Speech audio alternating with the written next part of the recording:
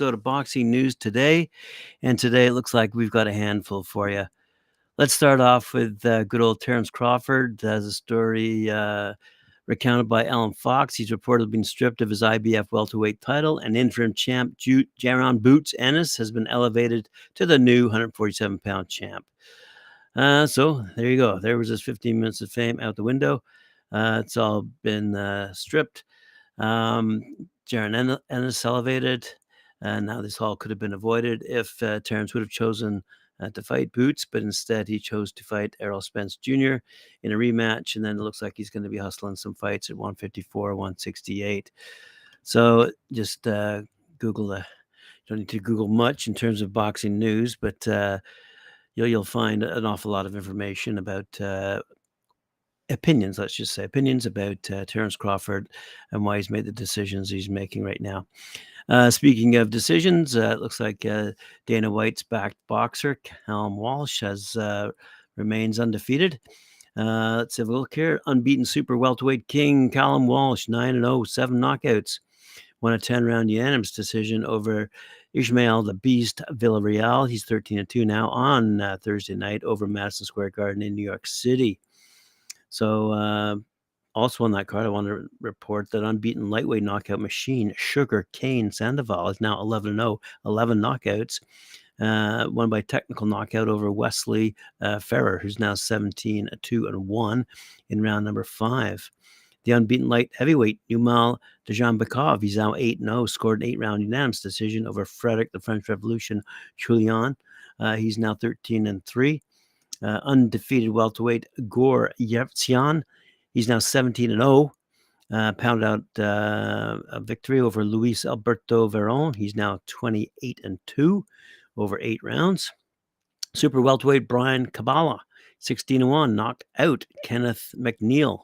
Now 13-5 with a body shot, round number 4. Unbeaten featherweight Omar Trinidad, he's 14-1, 10 knockouts, blitzed Andrew Bentley in the first round. And the bout having been waved off after 2 knockdowns. It says, unbeaten super featherweight Fergal McCrory, 15-0, edged Nikolai Brazilian, 9-7-1, over 6 by scores of 58-56 by all 3 judges. Quick little recap. We've got a fight going on promoted by Granite Gym this weekend as well, taking place in Bridgewater, Massachusetts. It looks like we've got Kevin Nagel versus Max de Silva, James Pitbull Perkins going on against Saul Almeida. Juan Zapata takes on Travis Gambardella, to name a few notable fighters, which is being, I think, broadcast and or filmed by Bridgewater TV. Also, down in Philadelphia, we've got a decent fight going on this weekend. Sonny Conto taking on Detralius Webster. Leanna Cruz taking on Tanya Walter. Greg Outlaw going toe-to-toe against Sebastian Chavez. Dante Benjamin taking on Darren Austin. One of our favorites, Haven Brady Jr. going up against Devai Julio. Ali Ellis taking on Nikai Clark. And O'Shea Jones, who's been interviewed here on Talkin' Fight, taking on Samantha Pill. That's all taking place at the 2300 Arena in Philadelphia, promoted by King's Promotions. And it'll be available on pay-per-view for a whopping $19.99 US. Good stuff. Let's move along quickly to, yes, good old Showtime. Speaking of pay-per-view, Showtime Boxing, according to Bad Left Hook, is going out with a whimper. As they have reported that David Morrell Jr., taking on Sanel Agbiko, will headline the network's final show on December 16th of this year. That matchup originally co-headlined Gervonta Davis versus Ryan Garcia on April 22nd before NSAC declined to license Agbiko for medical reasons. Agbiko alleges that someone misrepresented his MRI to NSAC, a charge he repeated last week while negotiations were ongoing. Whatever happened, Morrell, 9-0, went on to smash Yamaguchi Falcao in 2 minutes and 22 seconds and hasn't fought since. From an entertainment perspective, says Bad Left Hook, it's a perfectly serviceable fight between 2 guys who throw heat. In terms of rankings or competitiveness, not so much. Agbiko notably upset Isaiah Steen last year, but got virtually skunked by Vladimir Shishkin in his only major bout since then. Steen also went on to get stopped by unheralded Guatemalan Lester Martinez, so that win didn't age particularly well. Morrell is long overdue for a top opponent, and the only reason Agbiko fight is palatable was that we didn't know back in April, that is, we didn't know how Morrell would look after Aidos Yerbosnili tragedy. Oh, okay. Feels like good endings are getting rarer and rarer these days, according to Bad Left Hook. All right. Moving along to good old Eddie Hearn, one of our favorites here on Talkin' Fight. And as he is famously quoted as saying, ask anyone to name 3 people in boxing, and they'll say Tyson Fury, Anthony Joshua, and me. And by me, I don't mean Graham Boyce. By me, I mean Eddie Hearn.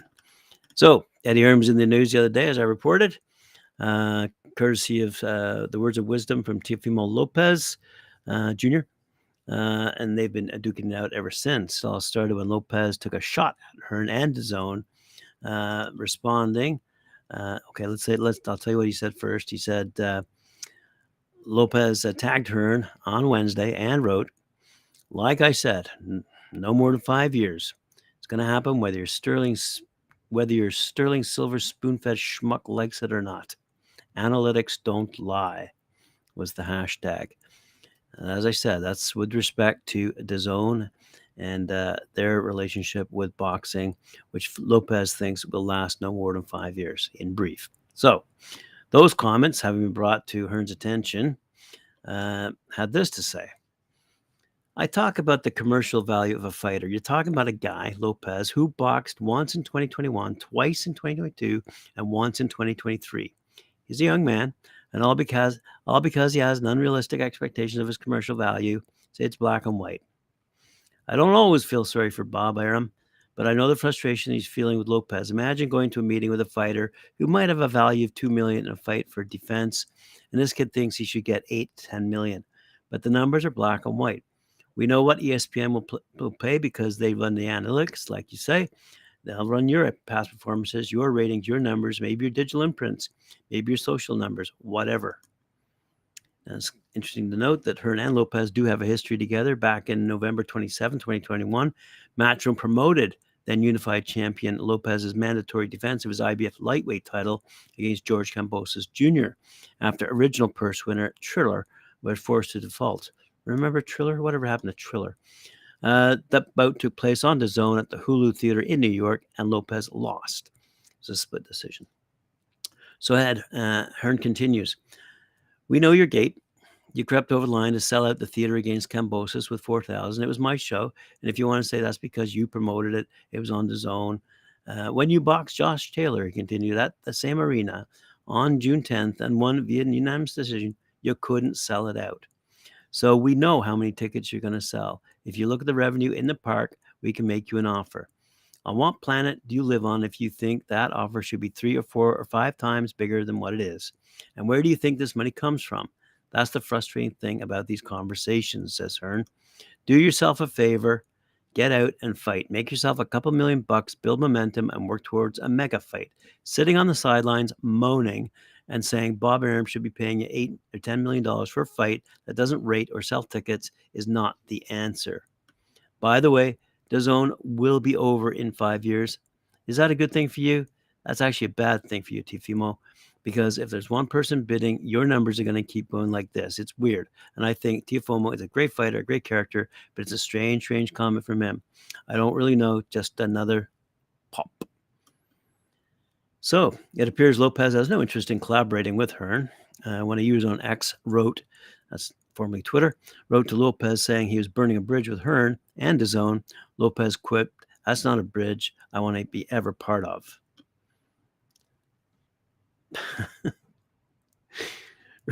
Okay, here's an even funnier quote. Earlier in the week, Lopez posted a video of himself tossing a garbage bag in a truck while declaring the job pays better than being a boxer. Boxing is garbage without Teofimo, he wrote. All right, keep on going. The hits keep coming for Tyson Fury, by the way, with tennis great Andy Murray joining in the backlash against the boxing world champion. It's according to Fox Sports, by the way, out of Australia. The Gypsy King has been torched around the combat sports world following his shocking performance against Francis Ngannou back in Saudi Arabia. And he lost a shit ton of money by deciding not to fight on December 23rd against Alexander Usyk, although Frank Warren says there's going to be a fight nonetheless. Fury was told after the fight his performance was, quote, embarrassing for boxing, and Murray was just as brutal when sharing his opinion. Check this out. How many points, he said, would the world number one squash player win versus the world number one tennis player in a tennis match, and vice versa? I'm thinking close to zero for both. Bad look for boxing. And Andy Murray posted that on his Twitter account, now X. And his comments came after Ngannou himself took a cheeky swipe at Fury for his tennis-related pre-fight sledging. After the weigh-in, Fury said, "I think he's a big fat sausage. I'll knock him spark out. We don't get paid for long, we get paid for short, and I'm going to make it nice and short for him," said Fury. He offers absolutely nothing. It's like tennis table champion facing Djokovic in Wimbledon final. Boxing isn't about two men brawling. It's a gentleman's sport. It's a sweet science. It's whoever gets the most ability to set up a knockout punch. Well, apparently Ngannou had the last laugh, didn't he?